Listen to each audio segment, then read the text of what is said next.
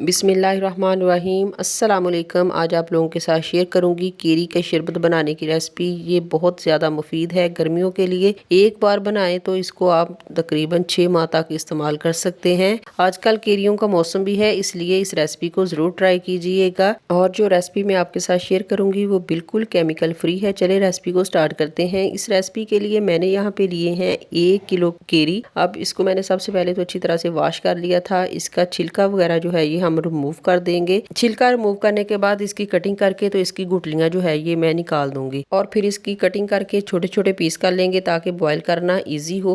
बस ये देखें, इसकी मैंने गुठलियां निकाल दी हैं, छोटे छोटे पीस कर लिए हैं। अब इनको 1 लीटर उबलते हुए पानी के अंदर ऐड कर लूंगी और मीडियम टू लो फ्लेम पर इसको उबलते हुए पानी के अंदर ऐड कर लेंगे। पानी तकरीबन 1 लीटर था जो मैंने लिया था और इसको कवर करके 20 मिनट के लिए छोड़ देंगे। 20 मिनट के अंदर माशाल्लाह से ये अच्छी तरह से सॉफ्ट हो जाएंगे। अगर आप ये काम जल्दी करना चाहते हैं तो आप इसको प्रेशर कुकर में डाल के तो बॉईल कर लीजिएगा। माशाल्लाह से 20 मिनट गुजरने के बाद अच्छी तरह से सॉफ्ट हो चुके हैं। अब एक स्ट्रेनर की मदद से इनको मैं निकाल लूंगी। पानी हमें इसका नहीं चाहिए, बस हमने इसका पल्प निकालना है। इसको अच्छी तरह से ठंडा करेंगे और ठंडा करने के बाद एक जूसर ब्लेंडर के अंदर मैं इनको ऐड कर लूंगी। अच्छा भी इसके अंदर और कोई चीज़ मैंने ऐड नहीं करनी, सिर्फ पुदीने के चंद पत्ते वो इसके अंदर ऐड करूंगी क्योंकि पुदीना ठंडा होता है और हमारे मैदे के लिए भी बहुत अच्छा होता है। इसे अच्छी तरह से ब्लेंड करने के बाद अब इसका पल्प तैयार कर लेंगे। माशाल्लाह से ये देखें ये कितना सॉफ्ट हो चुका है, लेकिन फिर भी मैं इसको स्ट्रेनर की मदद से जो है वो स्टेन कर लूंगी ताकि अगर कोई गुठली हो या कोई बाल वगैरह हो मैंगो का तो वो निकल जाए। अभी मैंने इसके अंदर कोई पानी वगैरह ऐड नहीं किया, लेकिन बर्तन को अच्छी तरह से साफ करने के लिए मैं आधा कप पानी जग के अंदर ऐड करूंगी और वो पानी जो है वो इसमें ऐड कर दूंगी ताकि केरियों का पल्प भी अच्छी तरह से स्टेन हो जाए और बर्तन भी हमारा साफ हो जाए। बस इनको अच्छी तरह से स्टेन करने के बाद ये देखिए माशाल्लाह से जो पुदीने के ज़रात है या फिर इसके कोई बाल वगैरह थे केरी के वो सारे स्ट्रेनर के अंदर ही रह गए हैं और सॉफ्ट सा जो पल्प है ये हमारे पास आ गया है।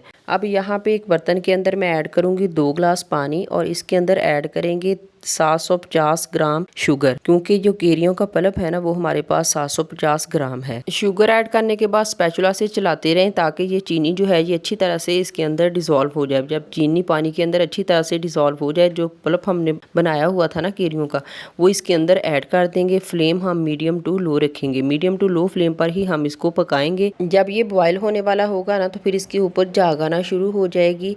ये देखें इसके ऊपर झाग आना शुरू हो गई है। अब हमने फ्लेम बिल्कुल लो कर देना है और ये स्ट्रेनर की मदद से ये झाग वगैरह सारी जो है इसके ऊपर से उतार लेनी है ताकि शरबत जो है ये एकदम से परफेक्ट रेडी हो जाए। सारी झाग मैंने उतार दी। ये देखें बिल्कुल साफ और शफाफ सा जो है वो शरबत हमारा बन गया। अब इसके अंदर मैं ऐड करूंगी भुना कुटा हुआ जीरा 1 टीस्पून, 1 टीस्पून इसके अंदर काला नमक ऐड करेंगे और ½ टीस्पून इसके अंदर मैं काली मिर्च का पाउडर ऐड करूंगी।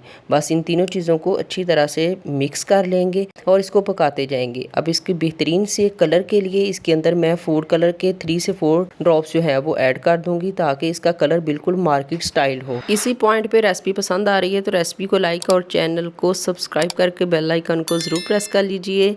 आप सब लोगों का बेहद शुक्रिया। इसको पकते हुए तकरीबन 20 मिनट हो चुके हैं। ये चेक करने के लिए क्या हमारा शरबत बन के रेडी हो चुका है, एक चम्मच से तार के उंगली को शरबत लगाएं और दोनों उंगलियां अगर आपस में जुड़ रही हैं तो आपका परफेक्ट शरबत बन के रेडी हो चुका है। बस जब ये रूम टेम्परेचर पे अच्छी तरह से ठंडा हो जाए तो फिर आप इसको किसी भी एयर टाइट बोतल के अंदर ऐड करें और इसको बंद करके तो आप फ्रिज में रख दें। 6 माह तक ये बिल्कुल भी ख़राब नहीं होगा। इस केमिकल फ्री रेसिपी को एक बार ज़रूर ट्राई कीजिए और फीडबैक में बताइए कि आपकी रेसिपी कैसी बनी। जहाँ भी रहिए हैप्पी रहिए और हेल्दी रहिए। अपना और अपने फैमिली मेम्बर्स का ढेर सारा ख्याल रखिए, दुआ में ज़रूर याद रखिए। मिलते हैं एक और नई मज़ेदार सी रेसिपी के साथ, तब तक दीजिए इजाज़त। अल्लाह निगहबान।